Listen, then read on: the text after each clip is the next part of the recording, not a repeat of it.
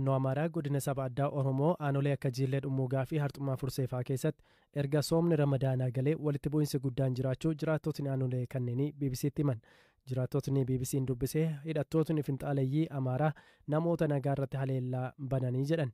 Jiraataan aanaa Harxumaa Fursee nageenya isaaf jecha maqaan isaa akka hin dhahamne gaafate walitti bu'insichaan lubbuun namaa darbaa jiraachuu waa'ila Kwaamzaa Huseenitti himeera. Ani aanaa Harxumaa Furseen jira. Lola cimaa deemaa jira. Guyyaa har'aan kana Axaayii irratti eega Ramadaan isheen guyyaa 10 har'a takka guyyaa takka lolli adda citee hin beeku. Guyyuurraa lubbuun teenya inuma bahaa jirti, inuma aarsaa kaffalaa jirti. Galgala sohora nyaatee yeroo bobbahee osoo manatti hin deebiin achumatti du'a. Har'allee lubbuu nama lamaati kan bahee jiru. Namnis ammaaf addan baane malee dhadhahamee jira. Madoo samma ta'e hin beeknu. Uummanni Amaaraa finxaaleeyyiin akka jiruun meeshaa qabu hunda garana guurratee xiqqaaf guddaan isaa uummata kanarratti nurratti xiyyeeffatee jira. Kanaaf immoo uummanni Oromoo nuti as dhaabbachuu jirtanii itti fufaa nuun gatinaa kanaan dhaamanii. Maaliif meetii bara Ramadaanaa kana keessa lolli maaliif hammaataa yeroo kaanis tureera miti lolli akkasii kuni? Yeroo kanarratti isaan namni eega nyaata kana hin nyaanne eega dhugaatii hin dhugne waan laafu. Waan dadhabbina qabu itti fakkaateeti Ramadaana kanarratti yeroo hunda lola eegalan. Kanaaf isaan kana itti fakkaate kanaaf immoo nu hin cabnu inshallah gargaarsa rabbiitiin nuun Ramadaana keessa nasriitu gargaarsatu nu dhufa waan ta'eef isaanitti hin fakkaate. Haa ta'u malee lubbuun keenya baay'ee takka qisaasamaa jirti. Ijoolleen dubartoonni abbaa malee kan hafaa jiran baay'eetu jirani. Erga waraanni kun eegalame amma guyyaa 10 yeroo Ramadaanni eegalee akka eegale natti himtanii haga kana gidduutti miidhaan qaqqabee lubbuun namaa baduus danda'a, kan madaa'anis ta'uu danda'a, qabeenya barbadaa'us ta'uu danda'a. Hagamii gama keessaniin maaltu mudate? Qabeenya hedduun barbadaa'ee jira. Manni hedduun gubatee jira. Waggaa darbee aanaa Harxumaa Fursee ganda koomee qofaarra mana 200 barbadaa'e akkasumas diimtuu kan jedhamurraas funyaan sullee bakka jedhamu bakkoota garaagara bakkeen hin gubatin hin jiru, bakkeen qabeenyi hin barbadaa'in hin jiru. Haga ammaatti warreen mana san ijaarachuu dadhabee sharaa gargaarsa uummata Oromoo bara darbe godhe sharaa san keessa warra jiraatutu jira. Mana ijaarachuu dadhabee qabeenya jalaa saamame deeffachuu dadhabee akkasitti warra hafetu jira. Ammallee sunis deemaa jira, gubataatti jira, miidhamaa jira. Kanaat deema. Kun hagana jedhamee waan himamu tokko hin qabu. Baay'ee rakkisaadha wanni nu keessatti deemaa jiru. Aanaa Jiillee Dhummuugaatiinis kanumatti deemaa jira. Dhaansuudhaan immoo karaan nurraa cufamee jira. Konkolaataan takka nyaata qabee nutti seenuu hin danda'u. Konkolaataan keessattuu aanaa Jiillee Dhummuugaa konkolaataan takka achi darbuu hin danda'u. Achiis Finfinneerraa asitti seenuu hin danda'u. Gara Kamisee kanarraas achi itti seenuu hin danda'u. Qobaatti fitanii baay'ee takka miidhamaa jiran. Qonqoodhaanis waan hundaanuu gabayaan hin jiru. Wanta kan jiru. Kan ammoo mootummaan yoo jiraate karaa kana daddaffiin banee uummataaf furmaata akka nuuf fidu akka waan barbaachisu qonqoo namni walirraa gabayya'atee ittiin jiraatu. Karaa kana daddaffiin banuudha qaba. Rakkoo ciccimtu deema hospitaala dhabuudhaaf ammoo madoon keenya akkuma agartan kana aanaa Jiillee Dhummuugaatii fi aanaa Harxumaa Fursee karaan inni madoon Adaamaa ittiin deemu garaagara. Aanaa Jiillee Dhummuugaatiin Affaar keessaan asiin karaan Addaleela Odaa Sirbaa jedhamuun asiin gadi deemama. Karaa isa keenyaan immoo takka jinnee gara gallee gara dasee gara Kombolshaa isaanuma keessaan amaaluma keessaan dabarree gara baateetiin jalarraane achirraan gara galla. Akkasiin karaa Finfinnee karaa 800 Finfinnee nama geessitu tana dhabneeti 30,000 kaffalee namni tokko asirraan Adaamaa deemaa jira jechuudha. Tiraanspoortii qofa 30,000 kaffalee. Neetwoorkii daataan eeganurraa hidhamee daataanis baatii 8 caalee jira. Neetwoorkiin ammas aanaa Jiillee Dhummuugaa irratti darbee kaleessa gadhiifame guyyaa 10 torbee darbee hidhamee ture. Bilbila namni walitti bilbiluu hin danda'u. Rakkoo addaatu nurratti deemaa jira. Kun hundi sababa Oromoo taaneef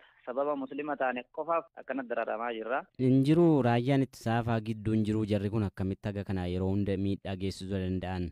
Raayyaa ittisaa kanaaf nu hin beeknu. Raayyaan ittisaa bakki inni taa'u bakka biraa. Fakkeenyaaf Axaayyee fi Kaarra Qorii makiinaadhaan yoo nan deema jette hin qalamta. Buufamtee makiinarraa hin qalamta hin dhawamta. Yeroo hedduu asitti dararamne jirra. Raayyaan ittisa biyyaa bakka san jedhee hin taa'u. Bakka inni taa'u ganda keessa bakka nageenya jiru. Uummata Oromoo keessa bakka nageenya jiru tana asuma taa'a malee bakka rakkoon jiru achi deemee hin taa'u. Sila achi taa'ee nagaan konkolaataan akka wal keessa deemu akka namni nagaa wal keessa deemee waan hunda hojjetatu akkas godhuu qaba ture kun hin jiru.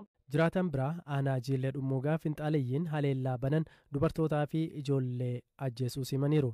Daandii madootti mana yaalaa geessan dhabanii rakkachaa jiraachuus waa'ila koo Hamzaa Huseenitti himeera. Lolli kun sanbataa darbee dura jammarame gaafuma jammaraadhaa kana namni 14 du'e namni 5 gallabaa wasan qurqur ganda jeutti alatti manni tana dura gubata shaaroobitti anti marraa lama ganda san gubanii kushiinaan qabanii alatti dowaa godhatanu soomana gaayii achirraa dhufanii arbarree bakka jedhamurraa bulchaa ganda achiitti jedhan kan ka'ee jiru achitti dhufanii haadhotti ijoolleedhaa tana achitti ulaa duratti odumoorsaa waxii fi buna godhatanuu waariidha waqtiin biyyi karaa biraatiin immoo waardiyyaa eegaa bukkee karaa biraatiin sheenan isaan fixanii ijoolleen ammoo sadi jirti hundinuu dubarumaa mucaa 6 kee jirti haati iddoote tanaas fixanii yaa'anii guyyaa immoo bakka amma Xuquree jedhamu kana baalchii Xuquree ganda jedhamu Xuquree gooroo wadaa'oo jedhamti achitti lola itti banuudhaan akka ganaadha ammas lola achitti ka'e namni hedduun achitti walumaa galatti isa gaafa duraa sana irratti nama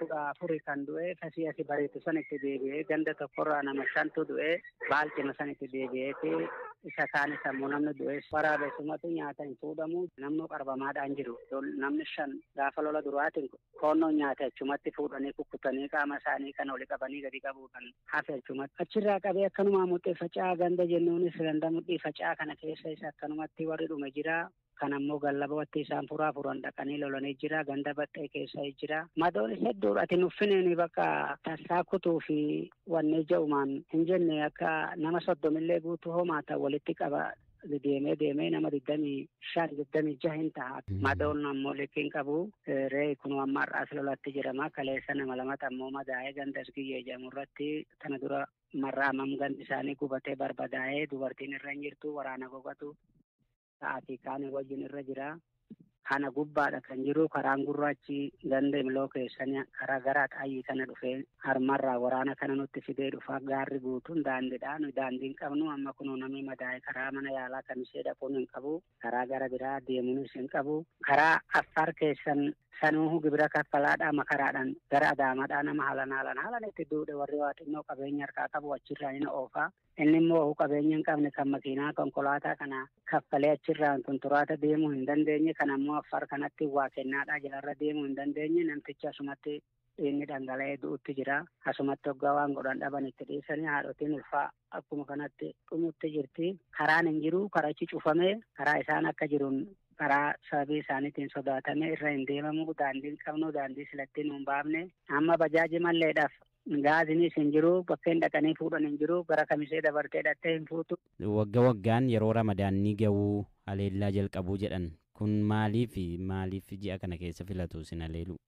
Inni kun gaafuma har'a deetee nu hiine soomanicha kofalee guyyaan jedhamu hiine gaafuma kana deetee nurratti bobbaanii maaliif jennaan gaafa soomanaa isaan hin dadhabanii hin nyaatanii hin dhuganii unkuti boona jedhanii nutti hoggaa bu'an rabbiin unkuti nurraa godhe adduma jiru hundumaan gandaan ammasitti himu kana achirraa waan ka'een namni guyyaan du'uun tumamuun uleedhaan dubartii ijaaba uffattu ijaaba fuularraa aa'uudhaan nama ijoollee dalgoo hidhattee deemtu guutuun maaliif kana hidhattan jechaan bilbila ijoollee irraa guuratuun tumumaan har'a ajjeesuu boruu ajjeesuu iftaan ajjeesuu waan kanarraan ka'een hoggaa nurraa ante naannichi godinuma aanatti matanarratti bakka karoorsaa gaafii nama tokko nama xinnoo beekaa jedhame hidhoo walitti hidhee amantiinis nu miidhaa jarri jira. Bulchaa godina addaa saba Oromoo fi bulchaa aanolee haleellaan keessatti raawwataa jiru irraa waa'ee walitti bu'insa kanaa gaafachuuf bilbilus milkaa'uu hin dandeenye.